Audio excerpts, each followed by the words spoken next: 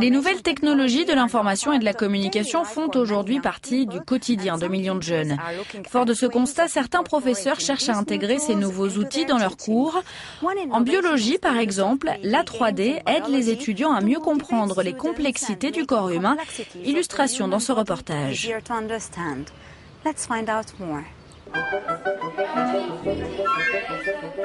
École pour filles Abbey School à Reading, près de Londres. Lorsque les étudiantes entrent en classe de biologie, elles n'ouvrent pas de manuel scolaire, mais s'équipent de lunettes 3D. Originales certes, mais apparemment très efficaces pour comprendre le fonctionnement du corps humain. Depuis 2010, un nouveau dispositif pédagogique utilisant le système 3D a été mis en place et les résultats sont plus qu'encourageants. Quand j'ai commencé à enseigner les sciences, on n'avait qu'un tableau noir et on n'avait même pas de modèle.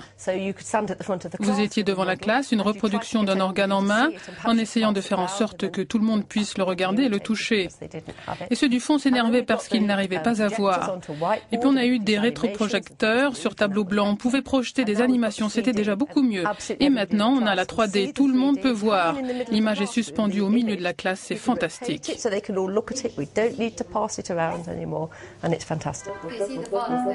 La 3D éducative semble avoir un bel avenir devant elle. Il s'agit de créer une pédagogie nouvelle, plus efficace, qui s'appuie davantage sur l'interactivité. Pour le moment, les étudiantes manipulent les images grâce à la souris de l'ordinateur. Bientôt, elles pourront les toucher. C'est comme au cinéma, un film en 3D, c'est plus intéressant qu'un film en 2D. Ici, c'est pareil, je trouve qu'un cours de biologie en 3D, c'est beaucoup plus intéressant. C'est un peu comme jouer à la PlayStation comparé à des cours classiques avec des manuels qui peuvent être vraiment ennuyeux. Pour les écoles, l'avantage de cette méthode est double. L'équipement 3D ne coûte pas plus cher qu'un équipement de rétroprojecteur classique. Il faut simplement acheter les lunettes. Et puis la technologie est très facile d'utilisation. La plupart du temps, pour introduire une nouvelle technologie en classe, il faut payer des formations aux professeurs qui trouvent souvent cela difficile à appliquer. Cette technologie, au contraire, a été très facile à mettre en place. C'est un vrai succès. Et en plus, les lunettes sont vraiment classe.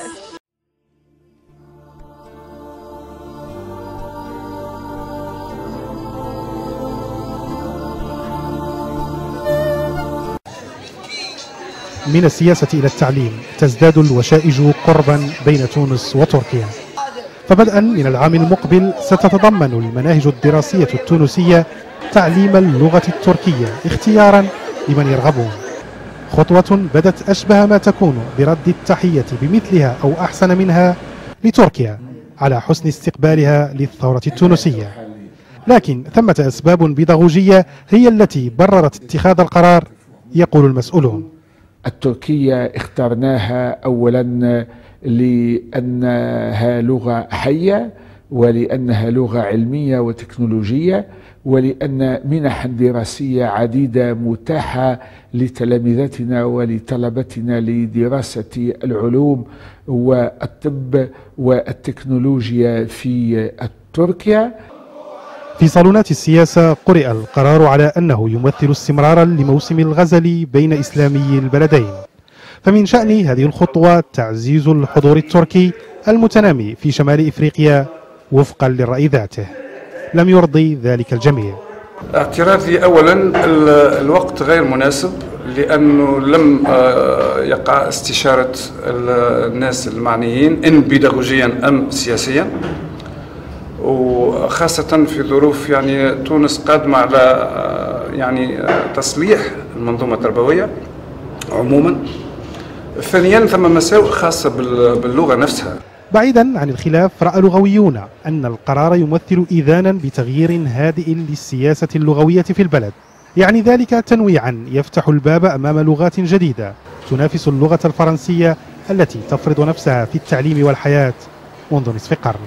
نحن في حاجة إلى تنويع سلة اللغات، لأن هذا التنويع ستكون له انعكاسات إيجابية سواء كان على مستوى الفرد أو على مستوى المجموعة. فالفرد ستفتح له آفاق شخصية وتحقق إذن للشعوب إمكانية التقارب من بعضها البعض. ثارت تونس ضد حكم الفرد الواحد، واستبداد الأسرة الواحدة، وهي ترغب اليوم في كسر هيمنة اللغة الأجنبية الواحدة. فالثورة إنما قامت من أجل التعدد، يقول التونسيون. محمد البقالي، الجزيرة، تونس.